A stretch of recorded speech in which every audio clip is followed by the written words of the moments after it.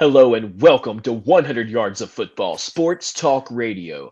I'm your producer, Jeremiah Long, and joining me to talk about our NCAA college football team of the week, it's Notre Dame, where we're talking to our host, Mr. Vincent Turner. How's it going, man?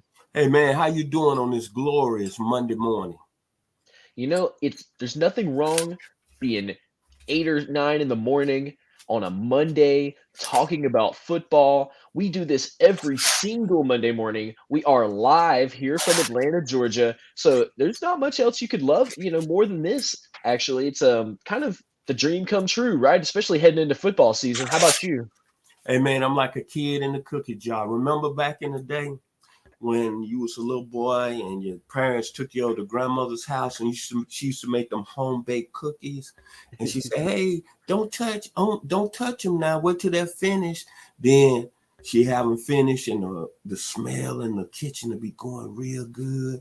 And she said, "Well, hold on, wait till we eat dinner, and then you'll have a couple more after dinner." But then when grandmama doesn't have her eyes on you, you sneak in there and you get about two or three out of the cookie jar, and you feel like a kid on heaven. And then you watching the cartoon Johnny Quest back in the day. And my favorite character was Bandit, like Notre Dame now, becoming our team of the week.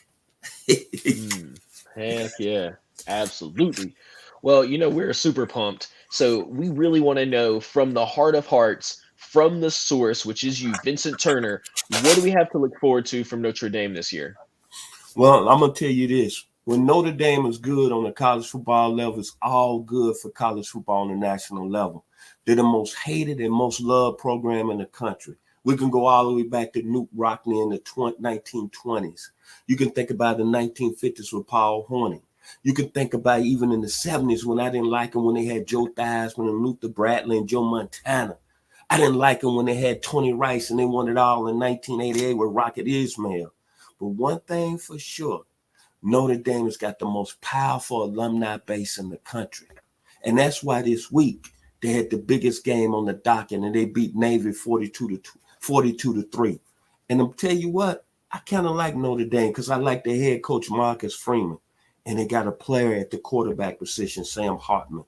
I wouldn't be surprised if they'd be a big time player on the national level and they'd be playing in the college football playoffs.